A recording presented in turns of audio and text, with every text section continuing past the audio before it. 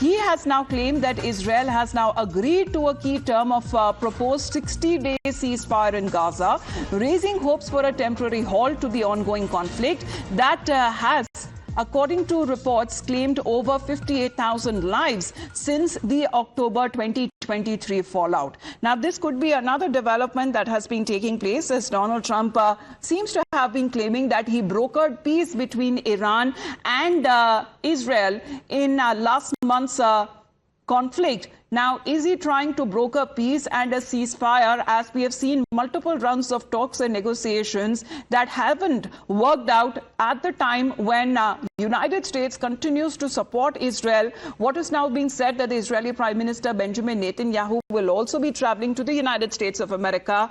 Now, Donald Trump seems to be claiming that Israel has now agreed to the key terms of a proposed 60-day ceasefire in Gaza. Now, as far as the previous ceasefire is concerned, that did not work out, as now what is being said, Srinjoy, that Israel is determined that till the time Hamas is defeated and all of the hostages are returned, the war in Gaza will continue.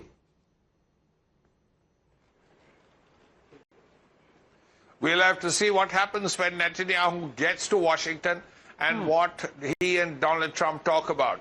Let's not forget that Trump enforced that ceasefire between Israel and Iran, and that he said he did it with great power, and he made sure that ceasefire happened. Now, as far as this one with the Gaza, in Gaza, the point is that Israel has two issues. One, the primary one is that the hostages are still somewhere deep inside, somewhere in the rubble of Gaza.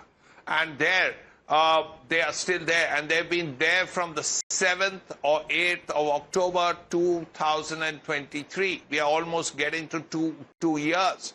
Now, Netanyahu says that we want those people back, and then there will be a ceasefire. Now, that is an issue that has to be looked at, because every threat, as far as this case with the Hamas is concerned, has not really worked from the American side. As you rightly said, 58,000 people have died in the fighting in Gaza, many women and children. But those hostages still remain, and that is something the Israelis are very worried about. They want those hostages back. We don't know how many are there right now, how many of them are alive, but the Israelis want them back, and the Israelis are saying, we will have a ceasefire after the hostages come back. He says, and I quote, that my representatives had a long and a productive meeting with Israelis today on Gaza. Israel has agreed to the necessary conditions to finalize the 60-day ceasefire, during which time we will work with all parties to end the war. The Qataris and the Egyptians, who have also worked very hard in bringing peace, will deliver this final proposal. I hope for the good of the Middle East that Hamas takes this deal, because if it does not, it gets better. It will only get worse. Thank you for your attention to this matter. As far as he's now been saying that the key terms